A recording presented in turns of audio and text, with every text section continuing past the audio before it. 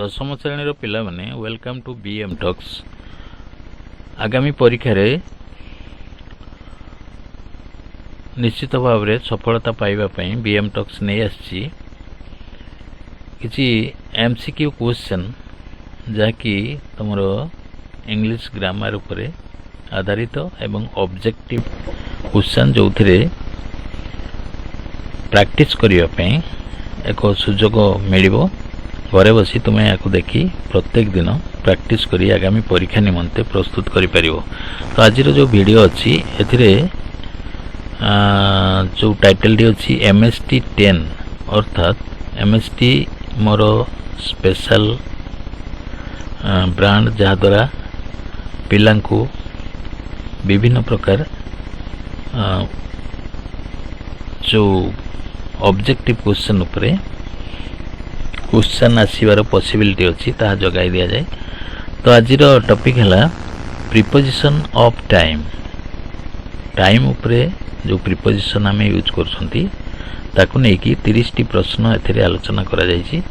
मूलरू शेष जाए स्किप न करी वीडियो को देख एवं निजको प्रैक्टिस करो आगामी परीक्षा रे किपरि उत्तम प्रदर्शन करि परिबो एवं सफलता पाइबो। तो आज जो प्रश्न गुड़िक दि जाइए जो प्रीपोजिशन उपरे प्रथमे प्रश्न को जीवा पूर्व आम टिके जानिबा जे प्रीपोजिशन केते प्रकार अच्छी। On the basis of regular use जहाँ आम प्रत्येक दिन यूज करछंती prepositions are divided into 3 categories. 3टी विभाग रे एगुडी को विभक्त करा जाइछि। 3 कैटेगरीज से गुड़िक कौन? Preposition of time, preposition of place, preposition of direction.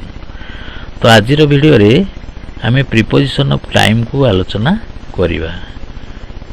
E preposition of time को सठिक जगह रे यूज करिया पई आमे देखिबा यार ट्रिक्स कौन, केमिति जानिबा को सेंटेंस रे आमे प्रीपोजिशन ऑफ टाइम को यूज करिबा।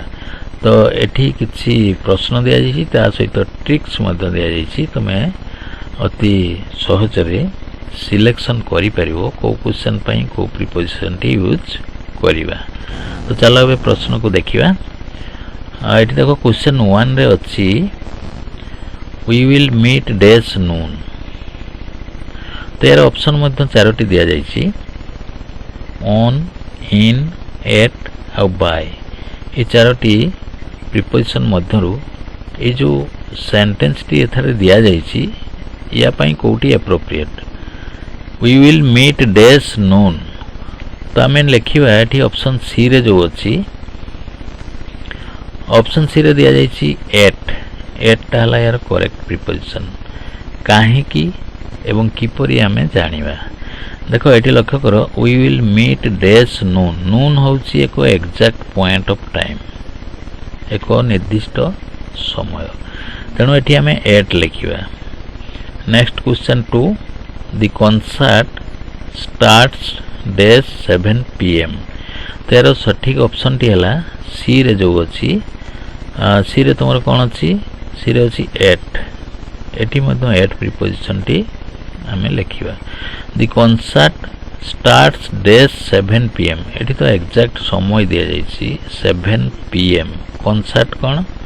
कॉन्सर्ट है संगीत दल जो मेलोडी इत्यादि करती सेमानंकर कार्यक्रम केतळे आरंभ हो ना 7 PM। 7 PM हूँ गोटे point of time, exact time. तेणु आम ये एट यूज करवा। Next question 3 she was born dash April 12। तो ये ऑप्शन दिया जाइछि एट, ऑन, इन, बाय। यार सठिक ऑप्शन टी है बी रे जो ऑप्शन टी अच्छी ऑन। ऑन आम कहीं लिखा ये मध्य चिंता करने विषय। She was born dash April 12। ये गोटे मासर ना दि जाइछि ता सहित डेट दि जाइछि। जदि डेट थी 12 एप्रिल, एप्रिल मासर 12 तारिख, तेणु डेट दि जाइथिले आम कौन लिखा ऑन लिखा। केवल मास थिले इन लिखा। तो ये बी ऑप्शन टी आमर सठिक उत्तर। Next question 4 he usually takes a day's nap days the afternoon। तो एठी जो ऑप्शन अच्छी ऑन इन एट और बाय एठी सठिक प्रिपोजिशन टी हला बी ऑप्शन रे जो अछि इन। एठी लक्ष्य करो इन हला ए जो ब्लैंक स्पेस पई एप्रोप्रिएट प्रिपोजिशन। तो काहे कि हमें इन बचिवा देखिवर अछि he usually takes a nap dash the afternoon. Afternoon एको समय जोटा कि एग्जैक्ट नुह। आफ्टरनून कहले 12टा पर जो समयटा होची एग्जैक्ट पॉइंट ऑफ टाइम दिया जायनि। आफ्टरनून अपराह्न अपराह्न कहले को समयटा को नवा एठी गोटे निर्दिष्ट पॉइंट ऑफ टाइम नहीं तेणु आमे कोन करिवा इन यूज करिवा एट यूज करिवा नहीं। तो एठी हला correct preposition in. Next question 5 को देखो we will have the meeting dash Friday. तो एठी जो ऑप्शन दिया जायछि ऑन इन एट और ड्यूरिंग तो करेक्ट ऑप्शन है हमरो ए रे जो दिया जायछि ऑन। हमें कौन लिखिवा we will have the meeting on Friday. काहे कि ऑन लिखिवा कौन सी दिन रो ना जदि थिवो एडी फ्राइडे लिखा है निश्चित ऑन ही हमें लिखिवा तेणु ऑप्शन ए हैला यार करेक्ट आंसर। क्वेश्चन 6 रे कौन दिया जायछि the store opens dash 9 AM and closes at 8 PM। तो ये जो ऑप्शन दिया जायछि इन अच्छी ऑन अच्छी एट अच्छी फ्रॉम अच्छी तो कोटा हमरो वाक्य पई सठिक प्रिपोजिशन एटी ऑप्शन सी रे जो दिया जायछि लक्ष्य करो ऑप्शन सी रे अच्छी एट टा में लिखिवा। काहे कि लिखिवा ना the store opens eight 9 AM गोटे एग्जैक्ट पॉइंट ऑफ टाइम दिया जायछि स्टोर टा केतेले खोलुछि 9टा बेले सकाळ 9 रे तो एग्जैक्ट टाइम दिया जायछि तेणु आमे एट ही लिखिवा। एटी आमे इन लिखिवा नहीं काहे कि ना हमरो पॉइंट ऑफ टाइम अछि। नेक्स्ट क्वेश्चन को दिवा क्वेश्चन 7 रे अछि देखो she visited her grandparents dash the weekend. तो एठी ऑप्शन दिया जायछि इन ऑन एट ड्यूरिंग तो हमरो करेक्ट जो प्रिपोजिशन सेटा हला ऑन जोटा कि बी ऑप्शन रे दिया जायछि। काहे कि एठी ऑन होबो ना एठी देखो वीकेंड दिया जायछि दी वीकेंड माने सप्ताहर शेष दिन तो दिनटा तो हमें एग्जैक्ट जानि परछु सप्ताहर शेष दिन जोटा हमें जानि परछु तेणु एग्जैक्ट डे दिया जायछि तेणु हमें कोन लिखिवा ऑन लिखिवा। टाइम एग्जैक्ट थिले एट लिखिथांते एठी हमें दिन कथा को आउछि तेणु ऑन लिखिवा। याको माने रखिवो एग्जैक्ट टाइम थिले एट आ एग्जैक्ट दिन विषय को आगले ऑन लिखिवा। नेक्स्ट ताले हमरो बी ऑप्शन टी करेक्ट आंसर। क्वेश्चन 8 को देखो the event is scheduled dash next Monday. The event हला घटनाटी तालिकाभुक्त होइछि जे ई समय रे हो केबे हो नेक्स्ट मंडे। तो एठी हमरो एग्जैक्ट टाइम दरकार ना एठी हमरो दिन कथा कहउछि मंडे गोटे दिन रो ना दिया आइछि तेणु हम कोन लिखिबा ऑन लिखिबा। ऑन ऑप्शन टी बी रे होछि ऑन प्रिपोजिशन बचिबो समय एग्जैक्ट थिले एट दिन रो ना थिले ऑन तो एठी हमरो ऑन प्रिपोजिशन हो। नेक्स्ट क्वेश्चन 9 को लक्ष्य करो 9 रे अछि they went on vacation days December. They went on vacation days December यार अर्थ कोन से माने डिसेंबर मास रे छुट्टी रे गले तो मासर ना दिया जायछि तो तेणु हमरो प्रिपोजिशन जो ऑप्शन रे अछि इन ऑन एट ड्यूरिंग हमरो सठिक आंसर टी हबो इन जोटा कि ऑप्शन बी रे दिया जायछि। ऑप्शन बी रे कोन दिया जायछि इन दिया जायछि इन टा बसिबो काहे कि बसिबो ना they went on vacation days December एठी तो गोटे मास एग्जैक्ट मासर ना दिया जायछि डिसेंबर मासर ना थिले इन मसीहा थिले मध्य इन किंतु दिनर ना थिले और डेट थिले ऑन हबो या को मन रखिबो ठीक अछि ताले एठी हमर हबो बी ऑप्शन टी करेक्ट आंसर क्वेश्चन 10 को लक्ष्य करो आई यूजुअली गेट अप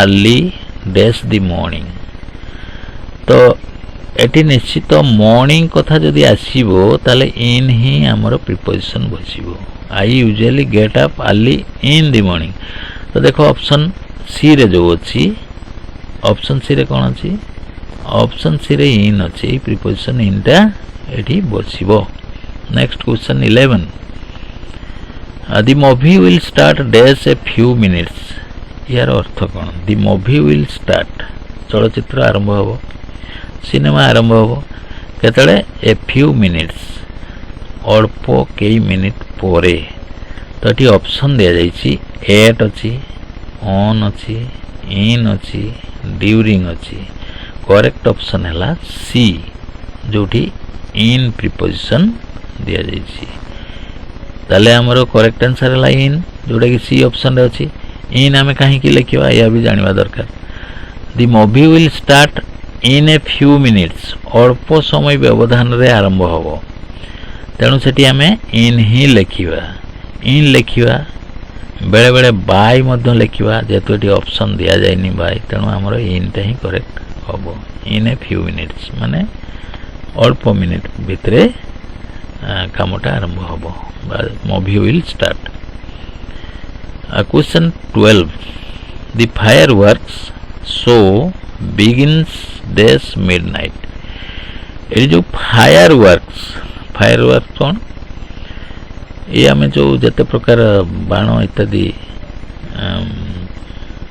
निया लगी ताको आम शो करूछु बा प्रदर्शन करूछु सेटा हला फायरवर्क्स begins dash midnight सेटा केतले आरंभ होबो ना मिडनाइट रे एटी जो मिडनाइट देला ये गोटे पॉइंट ऑफ टाइम देला मिडनाइट रे हो राती मध्यराती ए सब थरे एट ही यूज होबो तो ऑप्शन ए रे जो अछि हमरो एट ये हला करेक्ट प्रीपोजिशन ए सेंटेंस पई नेक्स्ट क्वेश्चन देखिया question 13 we finished the project dash 2 weeks we finished यार अर्थ कोन बुझिबा आमे शेष कलु कौन शेष कलु दी प्रोजेक्ट हमर जो प्रोजेक्ट हम शेष कलु डैश 2 वीक्स दी सप्ताह रे बा कामटी शेष करिवा पई हमको दी सप्ताह लागिला तो एठी जो प्रीपोजिशन दिया जाइछि इन ऑन एट और बाय करेक्ट हला ए रे जो अछि इन ऑप्शन ए रे जो प्रीपोजिशन दिया जाइछि इन ये हला ए ब्लैंक्स पई एप्रोप्रिएट काहे कि एबे आलोचना करिवा वी फिनिश्ड द प्रोजेक्ट हमें प्रोजेक्ट को शेष करलो डैश 2 वीक्स इन 2 वीक्स माने 2 सप्ताह भीतर शेष करलो एटी जो अन्य प्रीपोजिशन अछि ऑन एट बाय ए सब लागिबो नै काहे कि ना हमकु गुडे सप्ताह रो ड्यूरेशन दिया जाइछि 2 सप्ताह भीतर हमें ए कामटी शेष कलु बायटा बसिबो केतळे ना सेति की सुद्धा हमें जदी शेष करथु ये 2 सप्ताह भीतर माने को दिन एग्जैक्ट 2 सप्ताह मन तो 14 डेज रो 10 दिन भीतर कि 12 दिन भीतर यार एग्जैक्ट गुडे टाइम ड्यूरेशन देई नाही 2 सप्ताह भीतर हमें शेष कलु को दिन भी शेष ही पारे तो सेथि पई हमें इन यूज करिवा जदि अन्य प्रकार देई थांता जे एई बार सुधा हमें कामटी शेष कलु बा करिबु सेठी हमें बाइरो ऑप्शन टाको सिलेक्शन कर थांतो ठीक अछि एबे नेक्स्ट क्वेश्चन को देखिबा question 14 she will arrive dash a few hours यार अर्थ कोन शी विल अराइव से पहुंचबो डैश ए फ्यू आवर्स कई घंटा भितरे पहुंचबो माने ताको एटी पहुंचिया पई किछि घंटा लागिबो तडी प्रीपोजिशन कोन लिखिबा ब्लैंक स्पेस रे एट अच्छी इन अच्छी ऑन अच्छी ड्यूरिंग अच्छी हमरो बी ऑप्शन रे जो अच्छी इन से इन को आम एठी यूज करिवा she will arrive in a few hours अल्प घंटा भितरे से पहुँचबो ताले हमरो ऑप्शन बी टा करेक्ट आंसर है नेक्स्ट 15 क्वेश्चन 15 को देखो we have class dash Tuesday we have class हमरो क्लास अच्छी डेज ट्यूजडे एटी ट्यूजडे गोटे एक्जाक्ट डे रो ना लिखाई तेणु आम ऑन ही लिखा ऑप्शन सी रे देखो जो अच्छी कौन अच्छी ऑप्शन सी रे ऑन अच्छी ये ऑन एटी लगे कौन सी दिन ना जदि थिबो निश्चित भाव में ऑन ही लगे आउ किसी लगे next 16 they always go skiing days winter शीत दिन से माने कौन करती ना स्केटिंग पे जाती से स्कीइंग कहा जाए बरफ उपरे जो स्काइटिंग करती लोक खेलती सेटा को स्कीइंग कहा जाए तो they always go skiing days winter winter season रे से माने जानती से खेल खेलिबा पई एडी कोन दिया जाई प्रीपोजिशन एट दिया जाई ऑन इन बाय तो हमर करेक्ट ऑप्शन है सी सी रे जो दिया जाई प्रीपोजिशन टा लक्ष्य करो इन विंटर कौन सी सीजन रो ना थिले बा कौन सी मसिया रो ना थिले बा कौन सी मासो रो ना थिले आमे इन लिखिबा किंतु दिन रो ना थिले ऑन लिखिबा मन रहिला नेक्स्ट क्वेश्चन 17 को जीवा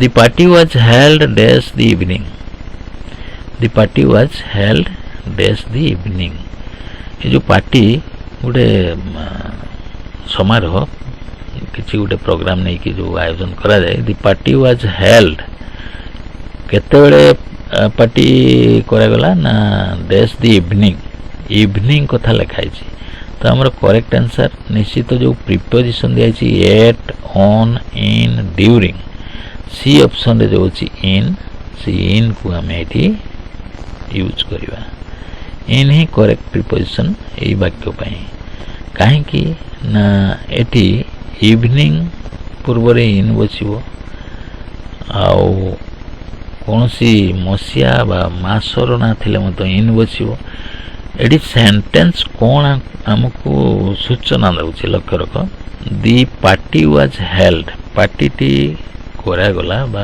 आयोजन करा गला इन द इवनिंग जेमती मॉर्निंग पूर्व रे इन बसी इवनिंग पूर्व रे मत इन बसिबो तो नेक्स्ट क्वेश्चन 18 को देखो she stayed with us dash the summer she stayed माने से रहिला विथ अस आम सहित रहिला डेज द समर ग्रीष्म अवकाश रे से आम सहित भाई समर सीजन रे से आम सहित रहिला तो जो प्रीपोजिशन हमें बसेबा ब्लैंक स्पेस रे एट अच्छी ऑन अच्छी इन अच्छी ड्यूरिंग अच्छी कोटा नवा डी रे जो ऑप्शन अच्छी ड्यूरिंग ताकू हमें नवा कहीं की नवा एटी टिके देखो कहीं हमें ड्यूरिंग टा नवा कहीं एट ऑन इन नवा नहीं she stayed with us dash the summer during the summer माने समर सीजन रो जो व्यवधान समर सीजन रो जो ड्यूरेशन टा समयटा से समय भितर से रहिला गोटे ड्यूरेशन ऑफ टाइम जदि बुझाइबो ताले हमें ड्यूरिंग लिखिबा ड्यूरिंग टा हला करेक्ट प्रीपोजिशन नेक्स्ट क्वेश्चन कौन अच्छे देखा क्वेश्चन 19 रे थी देखो अच्छी प्रश्न TA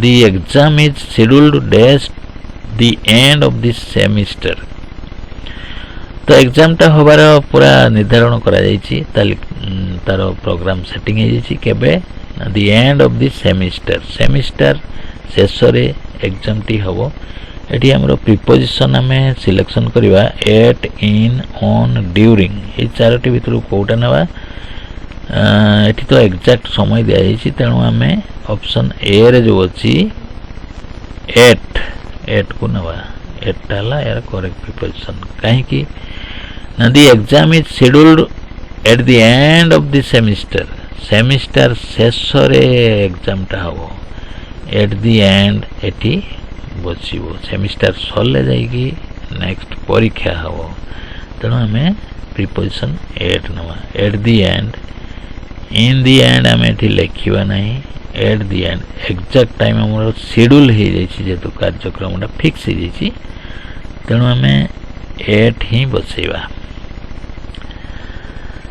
Question 20 we will arrive dash the beginning of next week option हमर अछि at on in during we will arrive आमे पहुंचबो dash the beginning of next week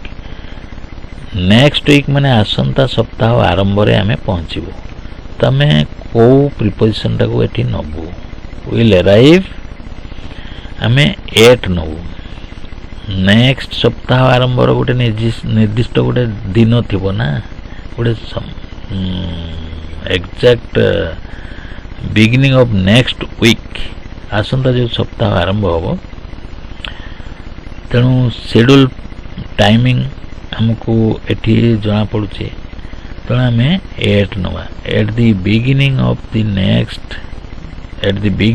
of next week आसंता सप्ताह आरंभ रे आमे पहुंचीबू तेणु आमर पहुंचीबा समयटा निर्धारण हो सारी तेणु आमे एट नवा आठी तो ऑन आ विन बसब ना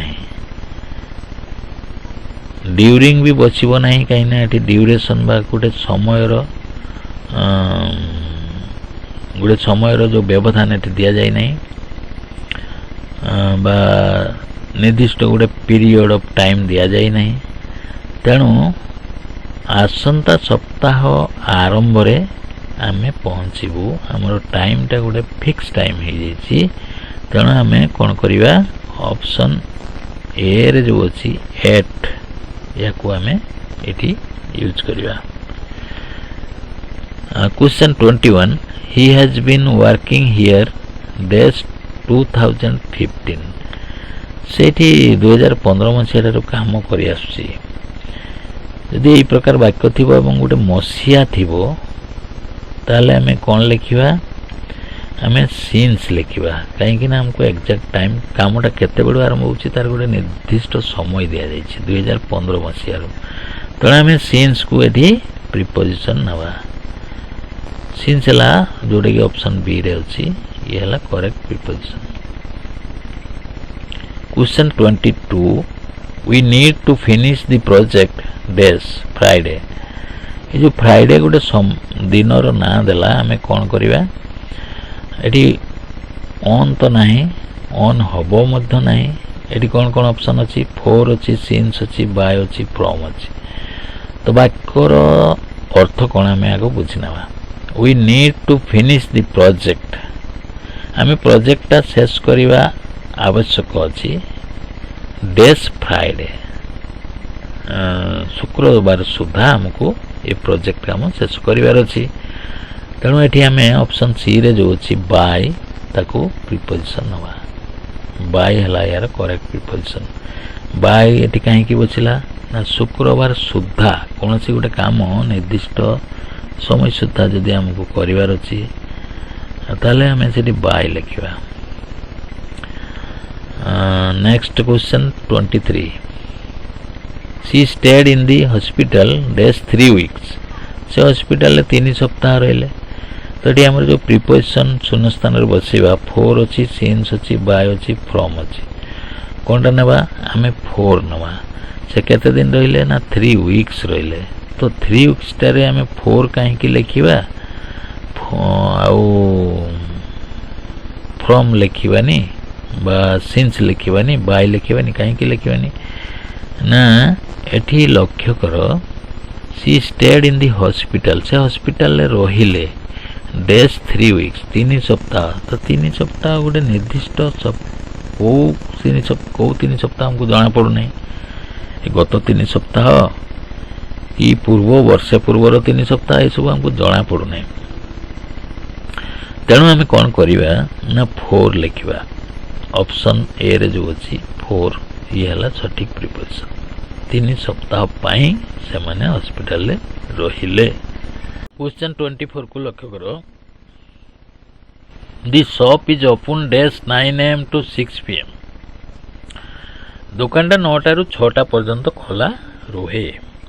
ये जो ड्यूरेशन ऑफ टाइम देउची 9 ରୁ 6, तेणु एठी जो ऑप्शन दिया जाइछि फोर सिंस बाय फ्रॉम, कोटा लिखिबा एठी ऑप्शन डी रे जो अछि फ्रॉम, एते समय रे एते समय जो गुटे समय रो पीरियड दिया जाइछि सेति पई हमें फ्रॉम लिखिबा। फ्रॉम 9 AM to 6 PM, 9टा ରୁ 6ଟା पर्यंत ये जो ड्यूरेशन ऑफ टाइम अछि, तेणु हमें ऑप्शन डी रे थिबा जो प्रीपोजिशन टी फ्रॉम या कोई नेबा। नेक्स्ट कौन अच्छी देखिए। Question 25। I haven't seen him days last month. I haven't seen मु देखी नहीं, हिम तांकू देखी नहीं, डेज लास्ट मंथ गत मास पर्यंत मु देखी नहीं। तो ये जो ऑप्शन दिया जी फोर सिंस बाय फ्रॉम, हमें ऑप्शन बी रे जो अच्छी सिंस या को यूज करिया। कहीं ना I have not seen him since last month, ये जो गत मास एटा तो आम जानी पारछु पीरियडटा एग्जैक्ट समय आम जानी पारछु। गत मास एटा 2 वर्ष पूर्व कथा कह जाउनी, ये गत जो मास से पर्यंत मु देखी नहीं। ताले हमरो आंसर हो ऑप्शन बी रे जो सिंस अछि सेटा। कौन सी कार्य आरंभ हबार एक्जाक्ट जदि पॉइंट ऑफ टाइम दिया जाइथिबो ताले सिंस ही लिखिबो। Question 26। They will stay with us dash a few more days. They will stay with us, से माने आम सहित रहिबे ए फ्यू मोर डेज, आउ किछि अधिका दिन रहिबे। तो ये जो प्रीपोजिशन हम यूज करिवा, एठी हमको फोर दिया जाइछि, सिंस दिया जाइछि, बाय दिया जाइछि, फ्रॉम दिया जाइछि। कोटा नबा ऑप्शन ए रे जो अछि, ऑप्शन ए रे अछि फोर, कि फोर प्रीपोजिशन को हम एठी यूज करिवा। कहीं कि फोर हमें सिलेक्शन करिवा, टिके नजर दियो। दे विल स्टे विथ अस, से माने हम सहित रहिबे। Days a few more days, आउ किछि अधिका दिन रहिबे। एडी तो सिंस बसिबो नहीं, सिंस बसिले निश्चित यार स्ट्रक्चर टिके चेंज हो, प्रेजेंट परफेक्ट प्रोग्रेसिव फॉर्म को आसीबो एवं एग्जैक्ट पॉइंट ऑफ टाइम दिया जाइथिबो, ताले हमें सिंस लिखिबा। बाय मध्य होबा नहीं, कोनोसी निर्दिष्ट समय सुद्धा किछि काम करिवार को जाइथिले सेठी हमें बाय लिखिबा।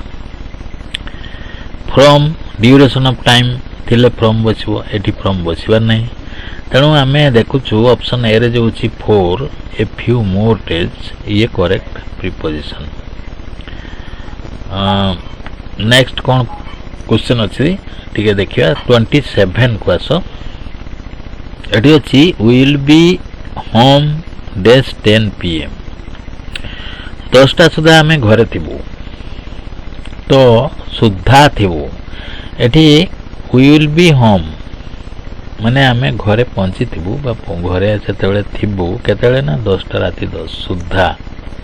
तेणु एठी आमे कोन प्रीपोजिशन नबा, ऑप्शन सी रे जो अछि बाय, एठी बाय प्रीपोजिशन टी आमे यूज करिवा। ऑप्शन सी रे जो अछि बाय, यार अर्थ कोन ना will be home by 10 PM, आमे घरे पहुंचीबु केतेबेले 10टा सुधा, तेणु बाय हो।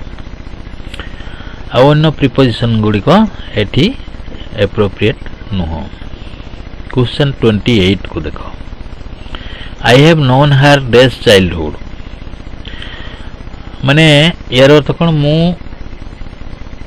ताकू जाने, डेज चाइल्डहुड पिला दिन रु जाने, अर्थात से छोट थिला बेलू एक कथा तांकू जଣା अछि। तो ये जो ऑप्शन दिया जाइछि फोर अच्छी, सिंस अच्छी, बाय अच्छी, फ्रॉम अच्छी, आमे कोटा ई जगह रे लिखिबा।